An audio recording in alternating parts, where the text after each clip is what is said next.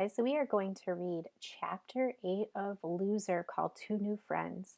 As we're reading today, I want you to really think closely about the four story elements that we've been tracking this week. Setting, which is when and where the story takes place.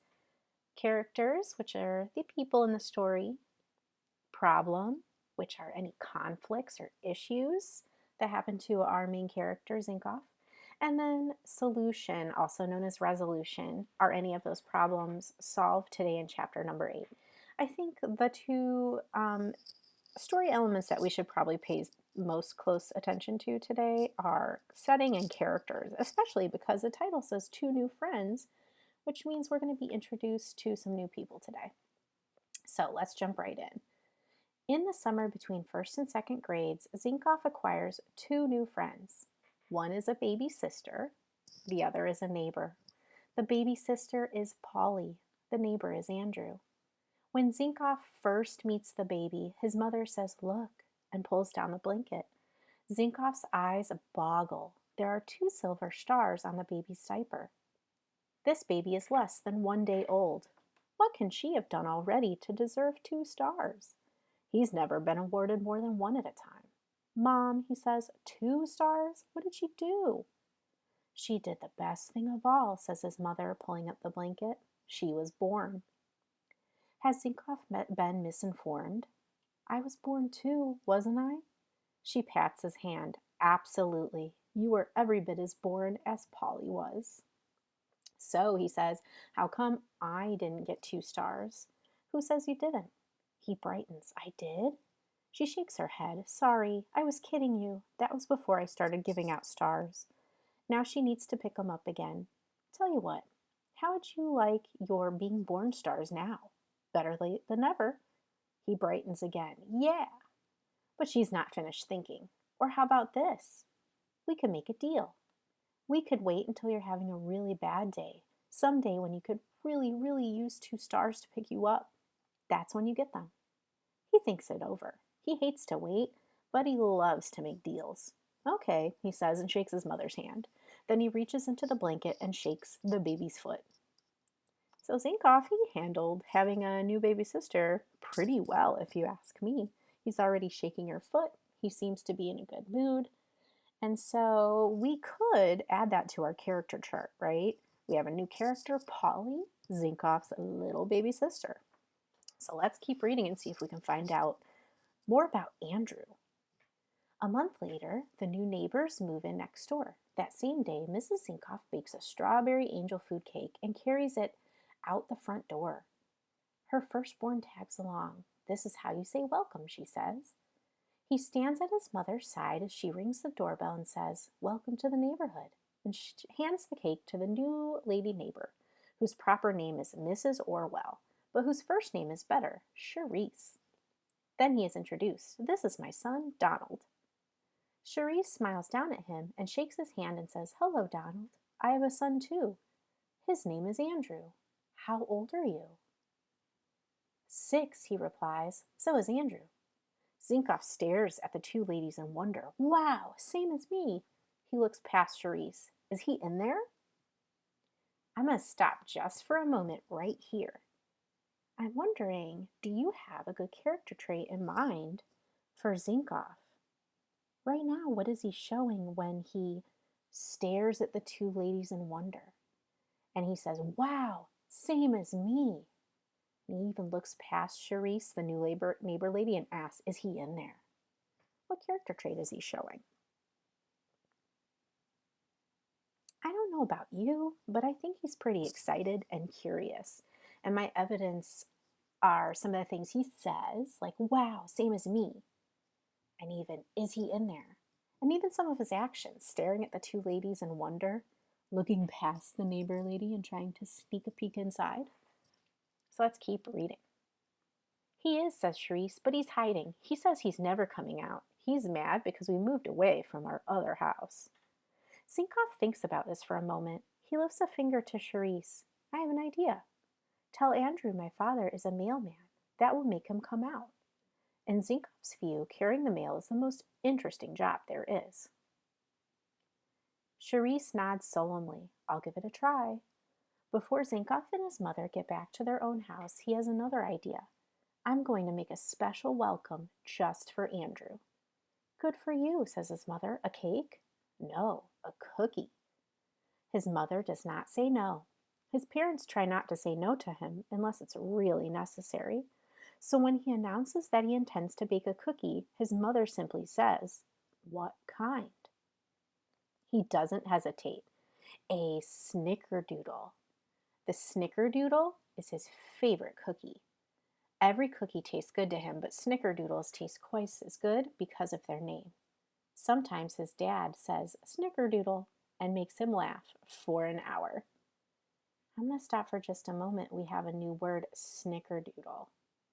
And if you look very carefully at the other clues in this paragraph, what is a snickerdoodle? I'll give you a moment to look. So focus on this paragraph right here. What is a snickerdoodle?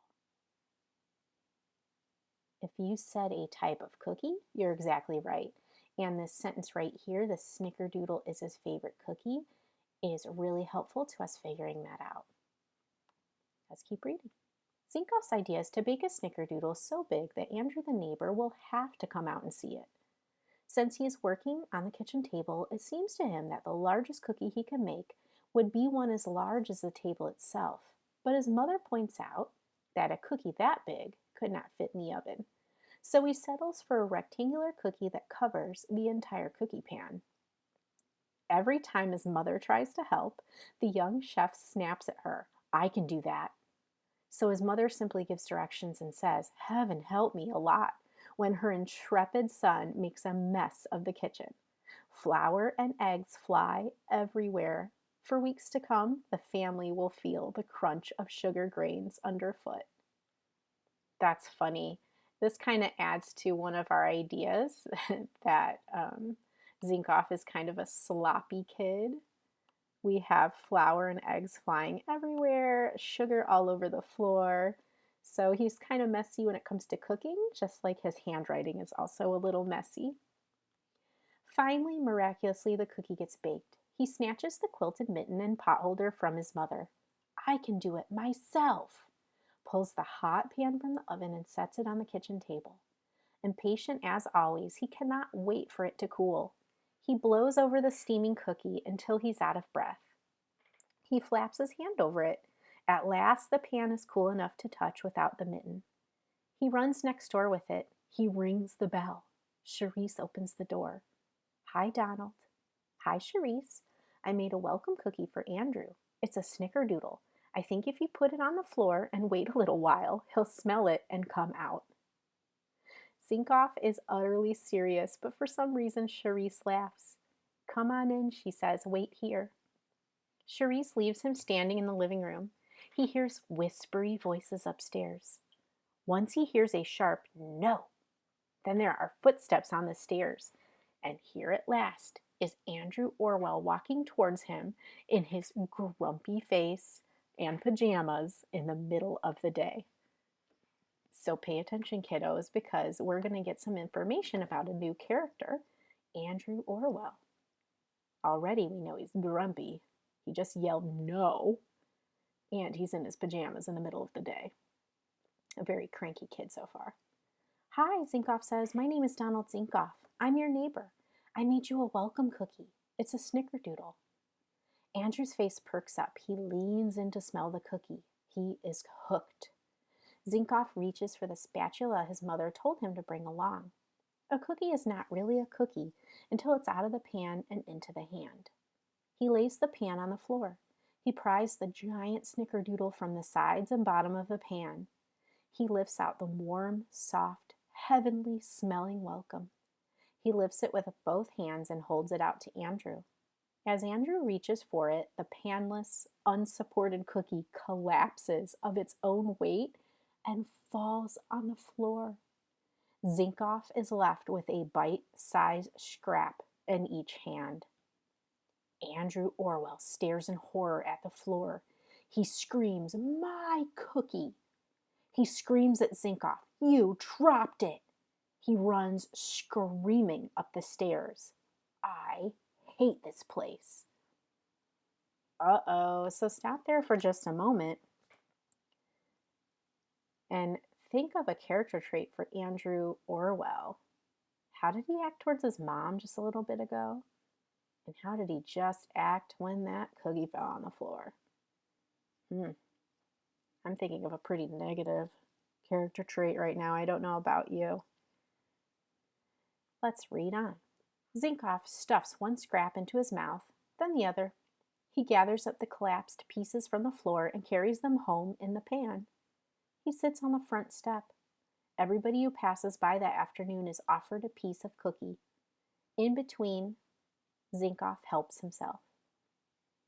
Hey, I noticed something. He didn't get mad that that kid got upset about him dropping the cookie.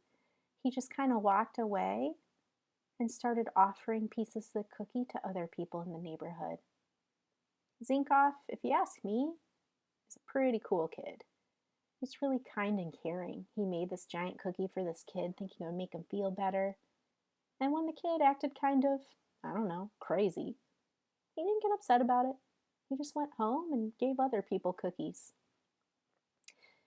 Let's read on. By the time Clunker 4, remember that's Dad's car, rattles up to the curb, the cookie is gone. And as Father gets out of the car, Zinkoff runs to him, plunges his head into his father's mailbag, and throws up. Uh-oh. Zinkoff was born with an upside-down valve in his stomach.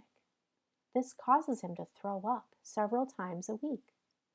To Zinkoff, throwing up is almost as normal as breathing. Whoa, we're learning something new about Zinkoff. If you were born with a condition that made you throw up several times a week, so much that to you throwing up is almost as normal as breathing, what story element are we getting in the middle of this chapter?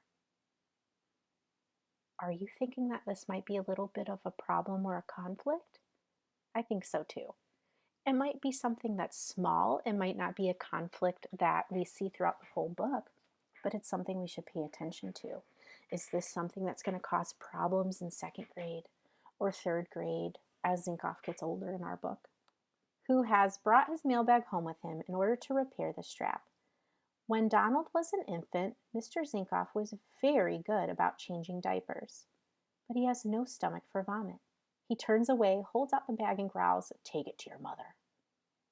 Early on, Zinkoff's mother impressed upon her son the etiquette of throwing up. That is, do not throw up at random, but throw up into something, preferably a toilet or a bucket. Since toilets or buckets are not always handy, Zinkoff has learned to reach for the nearest container. Thus, at one time or other, he has thrown up into soup bowls, flower pots, waste baskets, trash bins, shopping bags, winter boots, kitchen sinks, and once a clown's hat, but never his father's mailbag. He thinks his mother will say, "Heaven, help me," but she does not.